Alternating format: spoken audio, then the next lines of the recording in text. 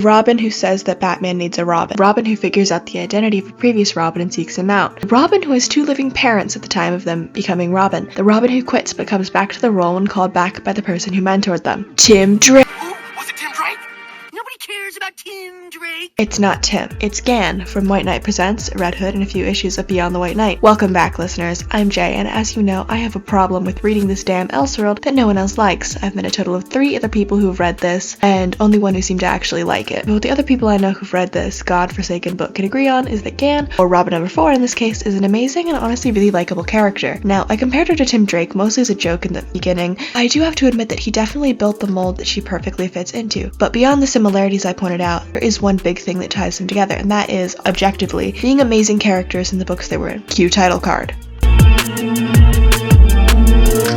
Created by Clay McCormack, Gan has her first appearance in Beyond issue number 1, but has her first actual role in the Elseworld in the interjection spin-off White Knight Presents Red Hood. Since I haven't touched on this book in any of my videos yet, I'll give a quick rundown of the plot. Mostly following a Jason who's a few years post being pronounced dead, he ends up beating up a few liquor thieves who already had a vigilante on their tail. A teenage girl calling herself Robin who hits him in the head with her bike. Following an encounter with Nightwing, Jason gets arrested and our Robin shows up to ask him to train her if she helps him get out of jail. He refuses her offer but ends up training her anyways when he finds her getting into stuff far too big for her in order to protect her neighborhood. But when she finally wants to face her big bad, he tells her that this isn't something for her to handle and leaves, only for her to go face Shriek anyways. Jason shows up to help her out and save her butt, but she's still badly injured enough that she gives up being a superhero to instead aid her community and eventually start a dojo to train people herself. Jason runs from Gotham after she gets hurt and doesn't come back to see Gan again until Bruce needs help and he comes to get her for some backup. After Red Hood, her next appearance is back in Beyond, but now in issue number 6, and we see her for the rest of the run as a minor character helping take down Powers and his association. Outside of these 2 books, she has a 2-panel appearance in Generation Joker that really isn't anything of substance and is more of a, hey, look, we didn't forget about these guys.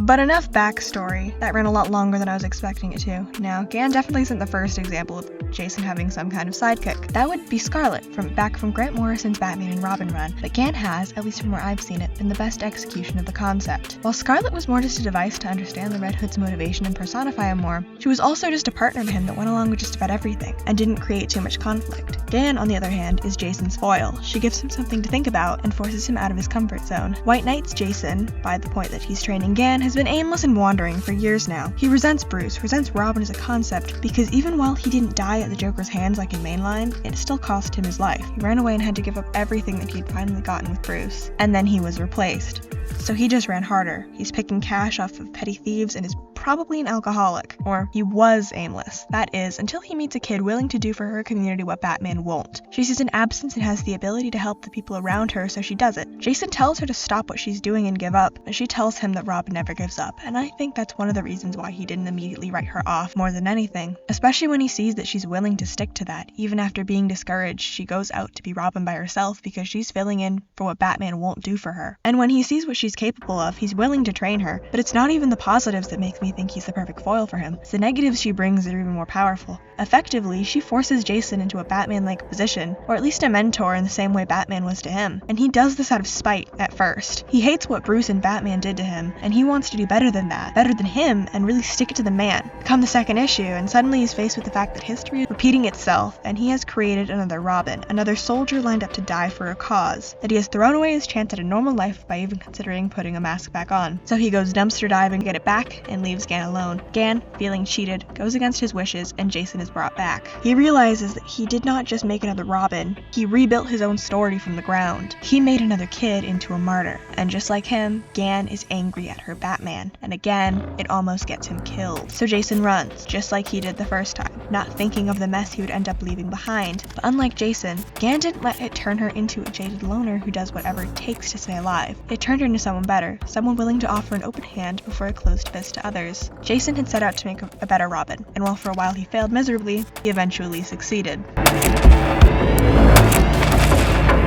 Now, Gan may not be the only Robin to rule White Knight's pages. She shares that title with Duke Thomas, who already has a bit of a history with the Robin title, but within this Elseworld, he isn't really all too memorable as Robin. He's a memorable and important character, yes, but not really as Robin. He's there for a lot more than that. He's not even Signal yet here, but that's still what he's more associated with. Gan, on the other hand, she is Robin, and she truly does encompass that role from the very first time we see as a character, not a cameo. She shows up, and she's there to save the day whether she has Batman with her or not. If you stuck her in a lineup next to Tim Drake and Stephanie Brown, she'd fit right in. And speaking of Stephanie Brown, I think she's very much comparable to her as a Robin. While I definitely compared her to Tim earlier, I think there's a lot to be said about Steph too. Both of them took up the cape without the help of any mentor in order to take down a supervillain for personal reasons. While for Steph it was her father, Gant's supervillain has taken up residence in our neighborhood, and for both of them, they're eventually befriended by another Robin who helps them to take down their supervillain. And then, of course, there's all the parallels with Jason we went over earlier. Another one I can bring up, however, is that both of them protect areas of Gotham that Batman has otherwise neglected. But that's 3 different Robins you can draw some major similarities to. And when you consider mainline comics, there's only really 5 major Robins, and Gant had 3 of them. That's something. Gant is an amalgamation of a lot of what makes these Robins memorable. You have Jason Todd's everything, Tim Drake's understanding of the role and its importance, Stephanie Brown's intention, and on top of that you have the things that Gant brings to the page in the role that no one else has yet. And that's that she almost manages to be a satire of Robin. However, it's not in the way that most Robin satires are. Beyond the simple fact that most of those don't account for the leaps of logic required for reading just about any comic, this manages to properly deconstruct what Robin is within a universe that's used to child sidekicks and teen heroes. Instead of seeing this as a complete outside observer looking in for the sake of being horrified, we see it from the perspective of someone who was that teen sidekick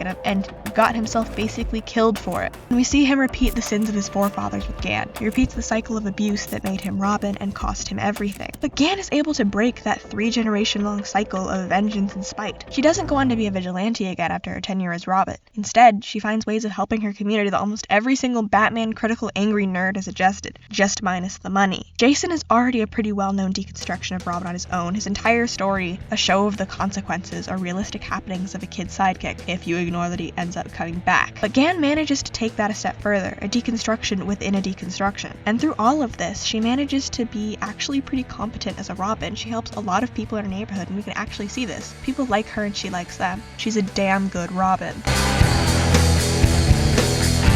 I'll be honest, I don't like a lot of White Knight. I don't think that with Sean Murphy's writing, it's a very good Batman story. He doesn't really understand Batman, but it is a really interesting story and universe on its own with incredibly compelling characters. But with a lot of them, I would not want them to be brought into mainline comics. Jackie and Bryce, they wouldn't work. Marion would not work at this point in Harley Quinn's development. Starlet could maybe work. Gant, on the other hand, I think she could be brought in as a Robin and be a great addition to the comics. Maybe she'd make Jason an interesting character again. Who knows? All around, she's probably the best and most solid thing to come out of this Elseworld. I really do have to commend McCormack's writing here. I can't wait to see more of Gant in the future and to see where she's taken now that she's at least somewhat back into the vigilante game. Or, until next time, listeners.